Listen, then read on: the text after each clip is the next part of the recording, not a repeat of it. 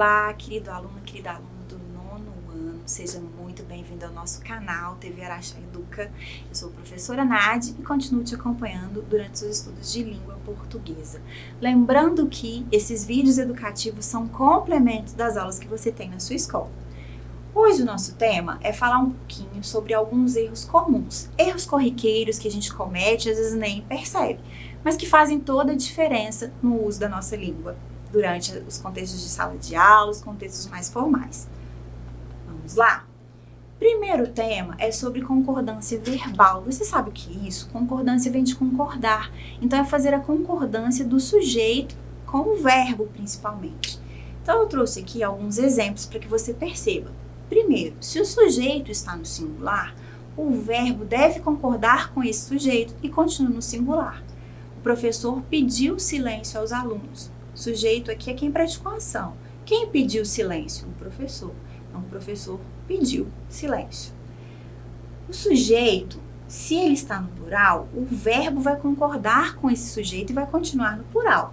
Então, a mesma frase, analise. Os professores pediram silêncio aos alunos. Singular, o professor pediu, plural, os professores pediram. Mais de um núcleo, o verbo ficará no plural. Ou seja, eu tenho aqui professores e alunos esperavam. É uma construção aí do sujeito. Se eu tivesse o professor e o aluno, também mais de um núcleo. Então, o professor e o aluno esperavam o início do evento. Verbo indicando o sujeito oculto, ou seja, o sujeito não está escrito, ele está implícito.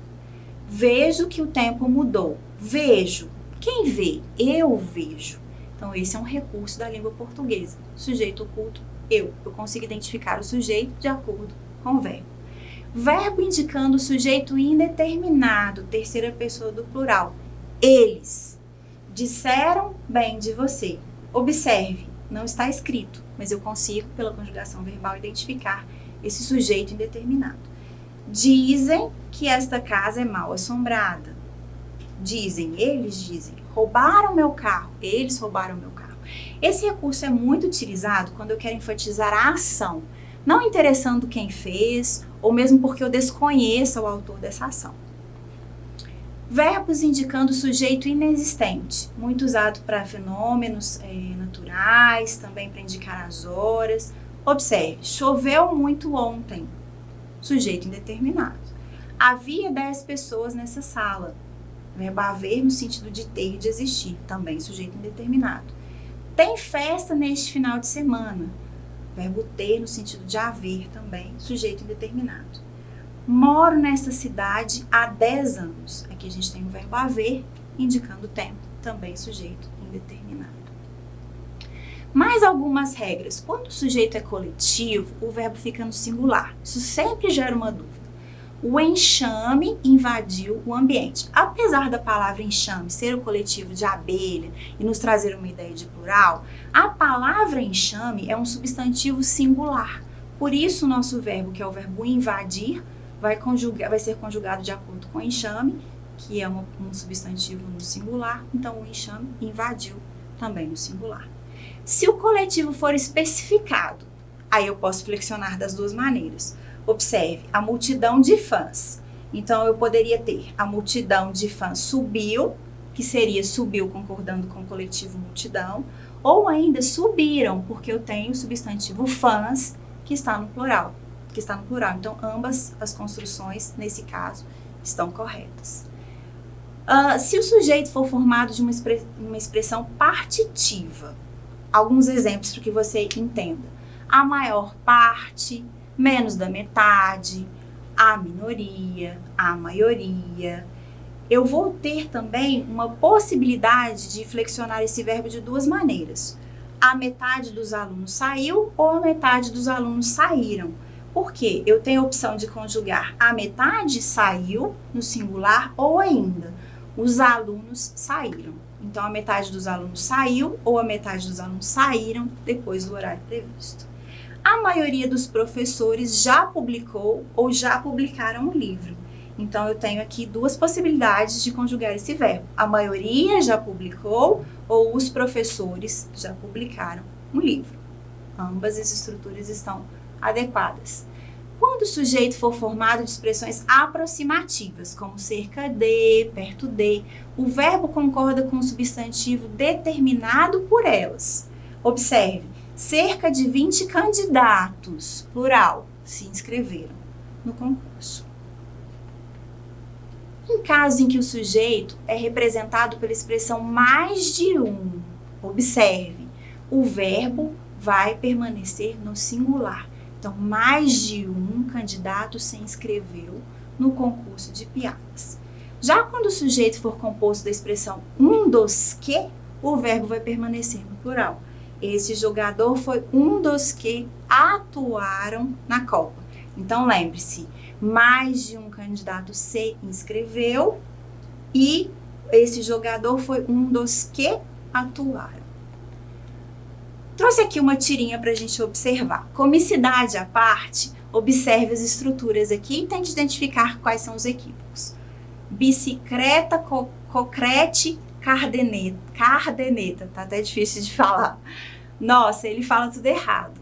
Então aqui eu tenho um diálogo da dona do papagaio com o papagaio. Vim devolver seu papagaio. Algum problema?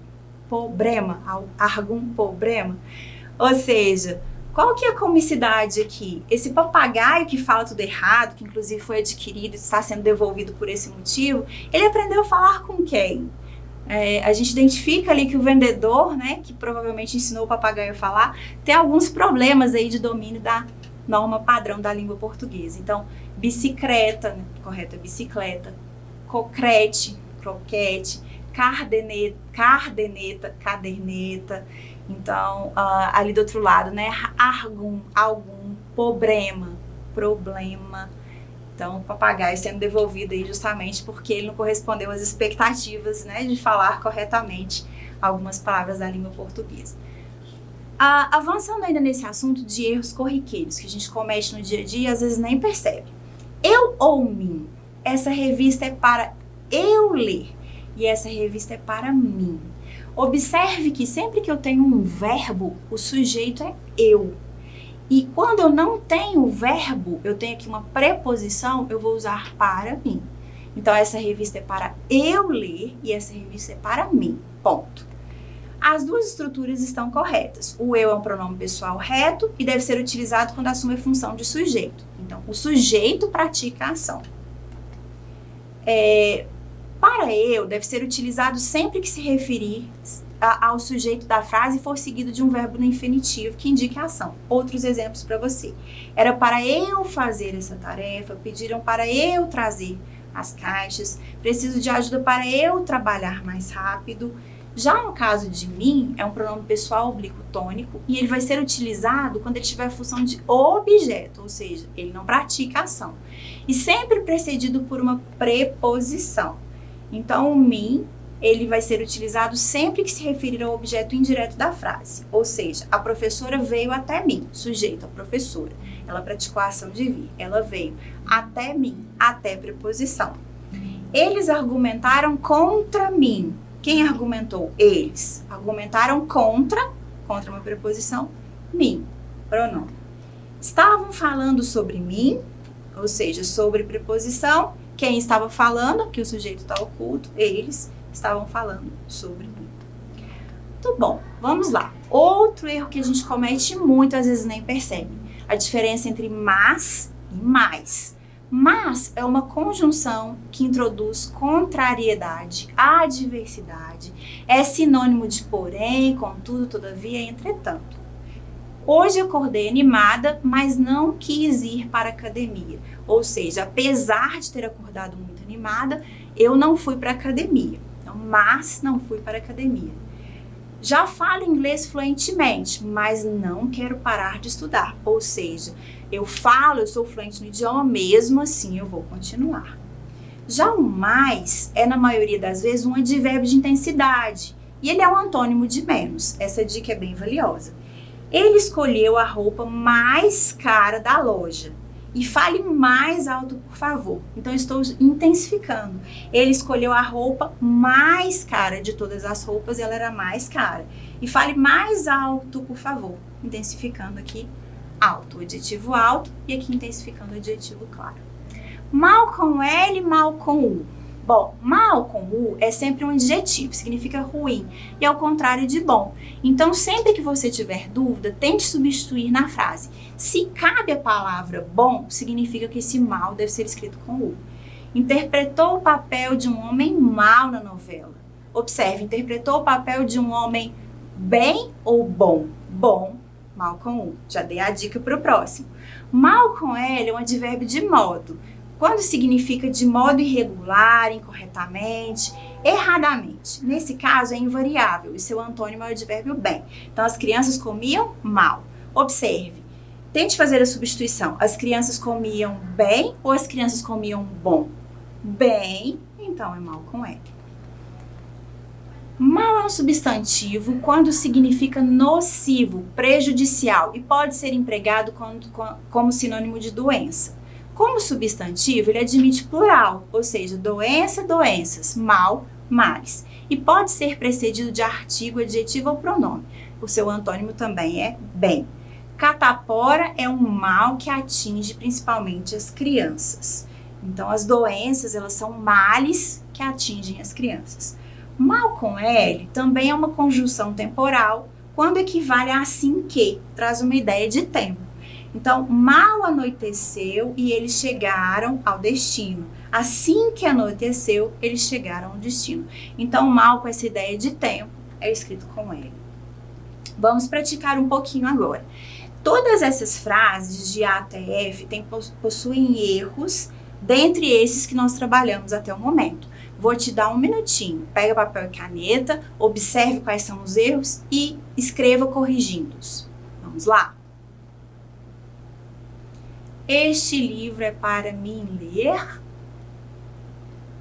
Vocês estavam perguntando sobre eu. Joana não fala inglês, mas ela fala espanhol. Nós não queremos adiar mais os nossos planos. Pedro mal entrou e ela já começou a falar.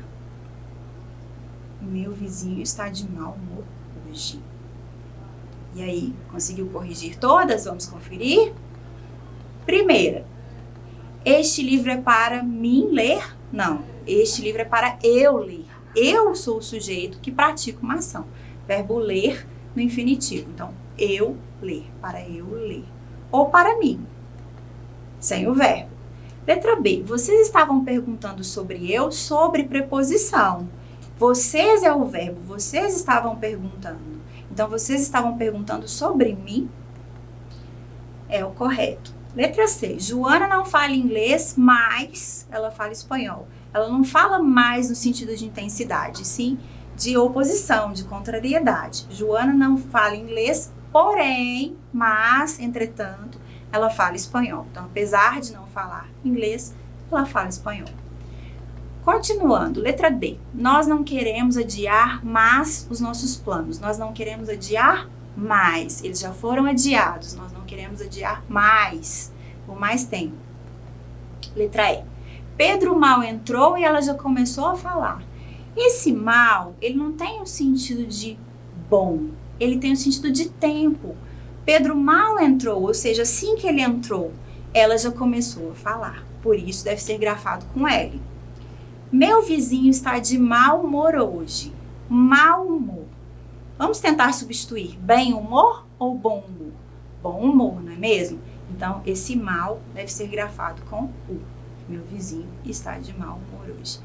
Muito bem, espero que você tenha gostado da aula de hoje, que você tenha aprendido, que você tenha identificado alguns erros corriqueiros. Algumas vezes a gente comete e nem percebe que cometeu, mas que realmente são muito importantes para que você tenha o domínio cada vez melhor da nossa língua padrão. Obrigada pela presença e até a próxima!